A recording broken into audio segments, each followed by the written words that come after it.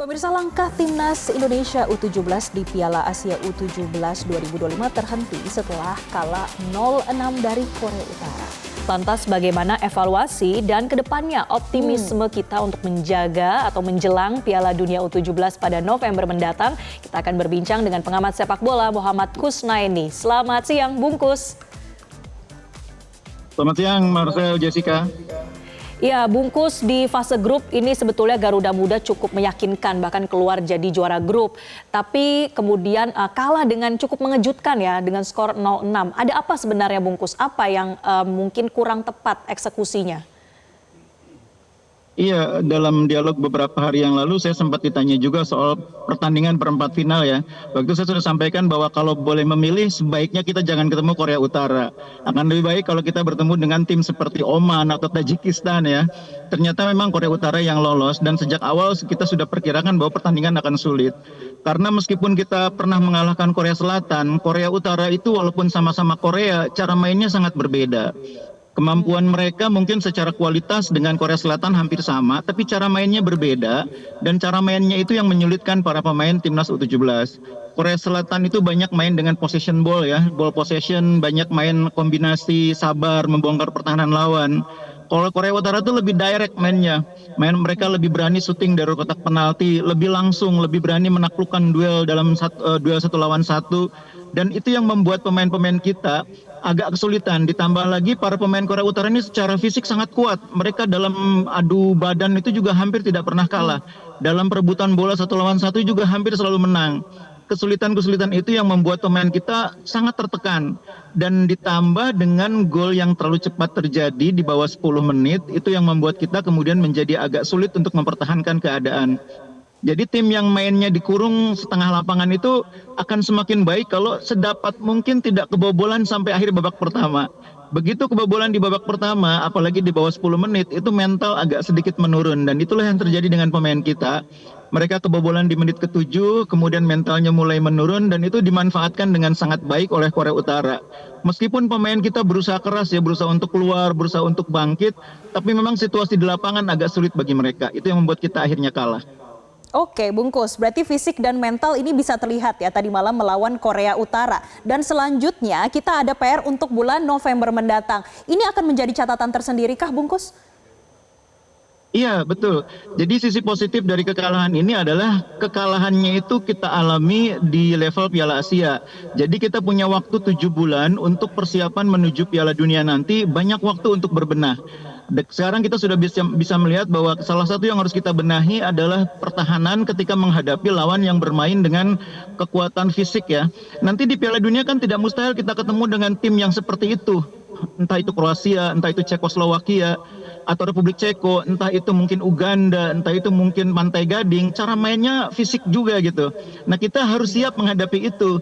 Sekarang kita sudah melihat bahwa pemain kita dalam hal adu fisik ini masih kurang kuat ya, berduel dengan pemain-pemain Korea Utara yang lebih kokoh ya. Nanti masih ada waktu untuk berbenah 7 bulan. Yang kedua, kita juga harus membenahi materi pemain. Saya pikir Coach Nova dan jajaran pelatih dari pertandingan ini bisa melihat bahwa kita perlu membenahi materi pemain, menguatkan materinya. Tim yang sekarang sudah cukup bagus, tapi untuk level Piala Dunia harus yang lebih bagus lagi. Karena lawannya jauh lebih kuat.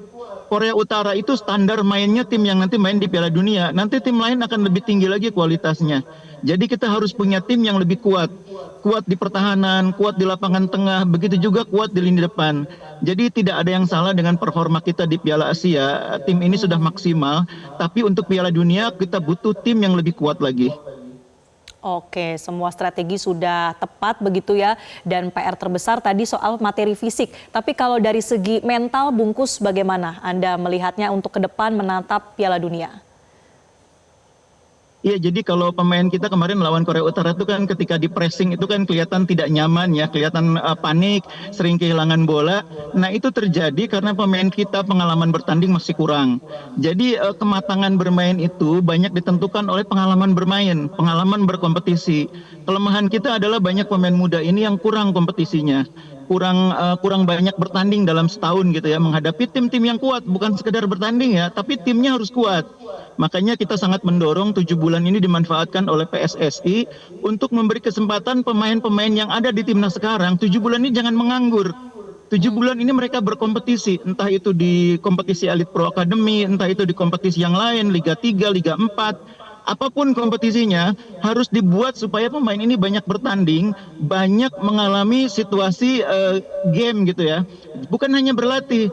Kalaupun kita TC berbulan-bulan di luar, kalau kurang bertanding itu juga hasilnya tidak akan maksimal. Bertanding kuncinya, banyak bertanding, banyak menghadapi situasi di mana mereka ditekan, pressing pertandingan itu jauh berbeda dengan pressing saat latihan. Karena itu waktunya 7 bulan ini masih sangat cukup untuk memberi kesempatan pemain mengalami situasi kompetisi, situasi bertanding yang akan membuat mereka lebih matang. Tapi tentu tidak cukup hanya mengandalkan pemain yang ada, kita juga harus mendapatkan pemain tambahan yang kualitasnya kalau bisa lebih baik. Yang ketiga, banyak melakukan uji coba menghadapi lawan yang berkualitas. Jadi Korea Utara adalah contoh bagaimana lawan yang berkualitas yang sudah mampu mempersulit kita. Nanti tim pelatih harus mendapat kesempatan menguji coba tim ini dengan lawan yang lain. Lawan tim dari Afrika, lawan tim dari Eropa Timur, lawan tim Amerika Latin. Supaya kita bisa memahami cara main negara-negara yang mungkin jadi calon lawan kita nanti. Itu sangat penting bagi pemain. Karena pemain kita seperti yang saya bilang tadi masih minim pengalaman bertandingnya. Oke, masih minim pengalaman bertanding dan dalam 7 bulan ini diperlukan untuk pengalaman lebih banyak bertanding supaya memperhatikan dan juga mengerti cara bermain lawan. Tapi Bungkus, saya penasaran, kira-kira dari sebelumnya 3 laga mampu disapu bersih, tapi tadi malam ini lewatlah sama Korea Utara. Secara keseluruhan tadi malam, menurut Bungkus, bagus gak performa dari timnas Garuda? Kalau tidak terjadi gol yang sangat cepat di 10 menit awal, pemain kita mampu bertahan sampai katakanlah akhir babak pertama, situasi mungkin akan berbeda. Pemain kita akan lebih nyaman, akan lebih percaya diri. Seperti waktu lawan Korea Selatan kan, digempur terus tapi mampu bertahan sampai akhir babak pertama. Sehingga mereka bisa lebih konsisten sampai akhir pertandingan. Kemarin 7 menit pertama kita sudah kebobolan, itu yang membuat pemain agak down dan kemudian ditambah gol kedua lahir. Sementara Korea Utara tidak menurunkan sedikit pun intensitas bermain. Terus dipressing, terus ditekan. Makanya kalau lawan Korea Selatan kita masih punya possession itu 32%. Tapi lawan Korea Utara kita hanya 29%. Jadi ini memang situasi yang jauh lebih berat bagi pemain kita dari sisi teknis ya, ketika menghadapi Korea Utara dibanding lawan Korea Selatan. Dan sekali lagi menurut saya ini pelajaran yang sangat berharga, sangat penting bagi perjalanan kita menuju Piala Dunia. Skor sekarang ini bagi saya memang agak mengecewakan tapi tidak perlu dipersoalkan. Petik pelajaran sebanyak-banyaknya bahwa kita masih banyak kekurangan, harus berbenah banyak untuk Piala Dunia. Ya, berbenah banyak untuk Piala Dunia ke depan.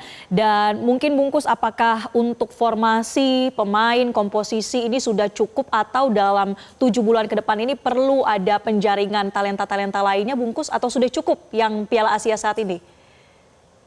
Iya, kalau formasi saya pikir nggak ada masalah ya.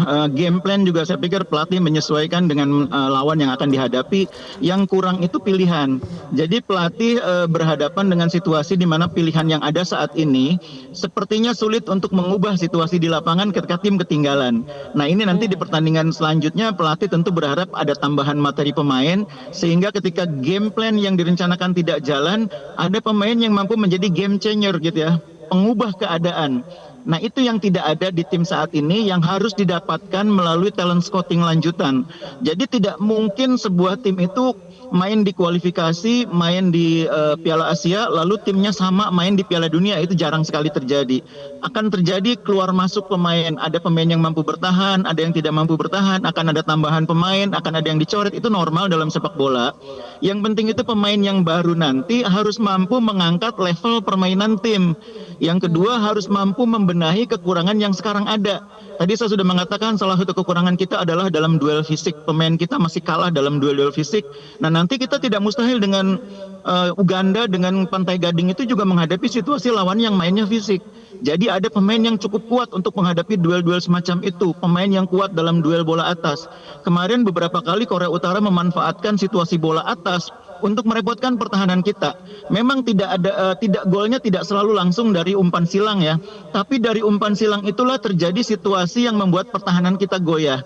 Itu artinya kita kurang mampu menetralkan duel bola atas, menetralkan umpan-umpan silang lawan. Nah, ini PR yang harus diselesaikan juga oleh Coach Nova dan jajarannya, melatih pemain untuk menghadapi bola-bola atas lebih siap lagi.